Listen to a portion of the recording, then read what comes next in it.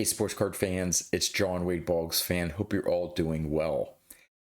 If you've been following along and watching the videos of my pickups off of my 100 cards for $10,000 list, you know that lately I've been picking up quite a few Harmon Killebrew cards. Well, one of the main reasons is that his cards are still on the cheaper side of the cards that are remaining for me to pick up. Plus, I eventually want to complete his playing days run. Well, today's video, card number 61 off of that list is another Harmon Killebrew card. So I'm going to turn the camera around, show that card off, show off the other cards that I have in my collection from that set, and then go over the numbers of this specific pickup and where I am after 61 cards in my project. So let's go check out the cards. All right, card number 61 is the 1960 Harmon Killebrew.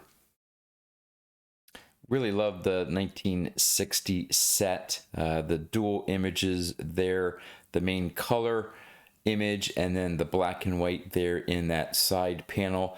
The one thing that I mainly look for beyond centering for the 1960 cards is I want that bottom color border and the background there to be nice and solid, and this doesn't have any print marks like the centering of it. I was looking through, several ones, and they just didn't have the right centering. It's not perfect, but usually with horizontal cards, if they're off a little bit left to right for whatever reason, maybe because, again, my eyes mainly focus here, I don't notice the left to right. So yeah, to me, this looks like a great card for the grade, and I'll reveal that in a minute here. There is the back, really nice as well. So with this Harmon Killebrew, I mentioned that I eventually want to complete his playing days run. He has 20 cards in his Topps run, and this is now the 11th card that I've picked up of Harmon Killebrew. I'm missing his 56, 58, 62, 63, 66, 67, 68, 71, and 74 cards. So I'm just over halfway now. And in fact, out of that list, out of those 9 cards I'm missing, I've actually picked up 2 of them.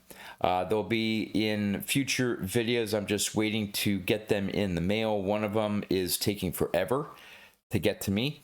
I'll explain that when I do the video on why it's taking so long. But I do have 2 more that are going to be crossed off that list. So for those that are wondering what the grade may be, I've given you enough time to check the card over. Again, not in minute detail, but yes, it is another PSA 4, my favorite grade for vintage cards. Yeah, just great price point, as you'll see when I go over what I thought I would have to pay for it on this list and what I paid for it and all those numbers here. But before I do that, I thought I would show off the other 1960 Topps cards that I have in my collection. So we'll set aside Harmon there, and first one here is my Whitey Ford.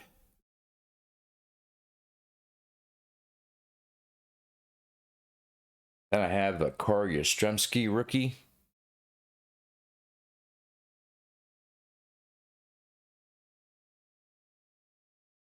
And this one I've had in my collection for some time, as noted by the BVG slab, but the Stan Musial.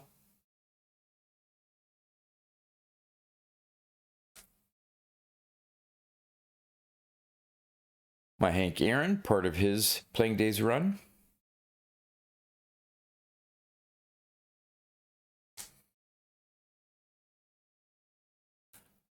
The Willie McCovey, I believe that was this year's national pickup. Thought that looked amazing for a 4, and got a pretty good deal on it, if I recall.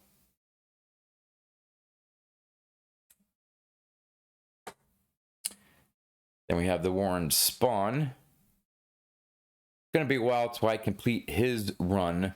The 49 Leaf is probably going to be the biggest one for me to pick up. I don't have too many more to go. I do need his 52 Topps, which also will be fairly expensive, but haven't started really concentrating on completing his run yet. But I eventually do. This is a 2025 Strongsville pickup, I believe. Yogi Berra.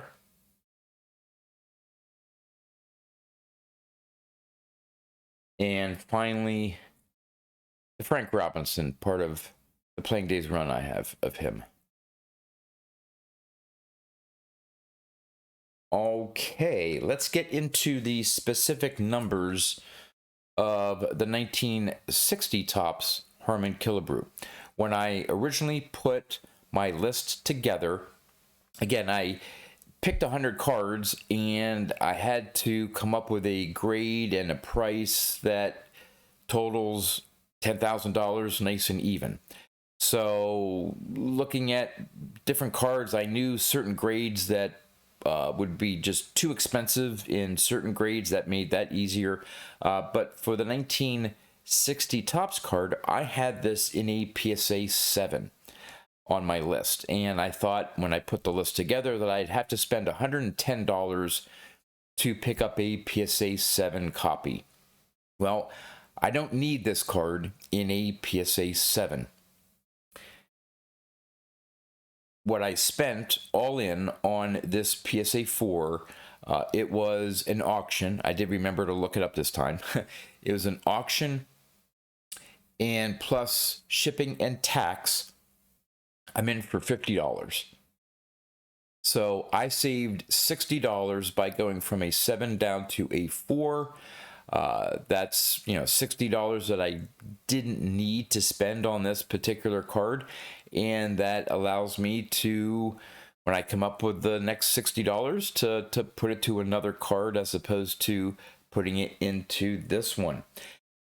But how did I do picking up this PSA 4 copy? Well, currently on the low end, they go for around $29, and most likely they'll have, decent corners, but they're off-centered, which is not the cards that I'm looking for. The current average price for PSA 4 is $36, and the high is $42.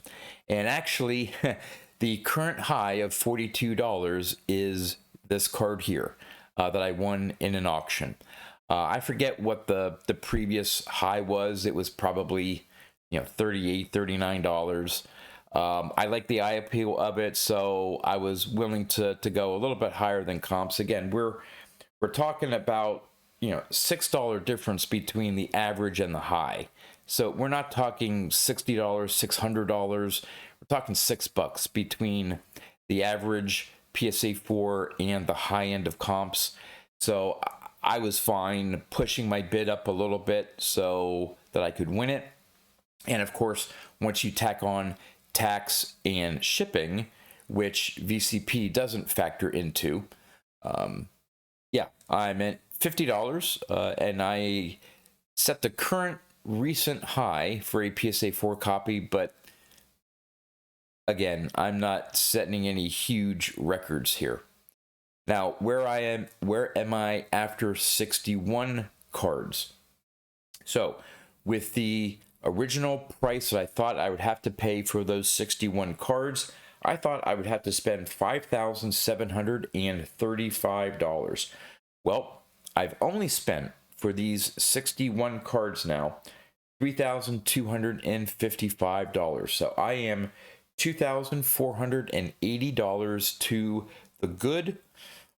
Someone commented, I don't know if it was the last video I did or the one before it, said that I should rename it 100 cards for $6,000. Would love to get all 100 cards for around $6,000. Sort of on that pace. I'm not sure how much savings I'm going to be able to do once I get to the last maybe 10 or 20, because they're already at, a lot of them are in PSA 4s and they're topping $100, $150. One of them I think is $200. I'd rather not have to drop down to a 3, so I'll probably be looking at 4s, and so we'll see how I do. But I wouldn't be surprised if for some of the last 10, 20, that I may actually spend more than I thought I would have to when I originally put the list together. This project has been going on for probably close to 2 years now, I think. So prices have gone up over 2 years. But so far, I think I am doing very, very well on my budget. I'm picking up some great looking cards. That's why I did this project. It allows me to focus and pick up some cards of key players that I want to have in my collection. And actually looking forward to completing this. I know I'll complete this. This is a very, this project is doable. Knowing the cards that are in there, it just may take me a little while with my budget to get over the finish line, but I will. There's no doubt about it. And looking forward to putting another 100 card list together. But what I'd love to know in the comments, what do you think about this 1960 Topps Harmon Killebrew card number 61 off of my 100 cards for $10,000 list? And with that, that's all I have for you. So until next time, thanks for watching.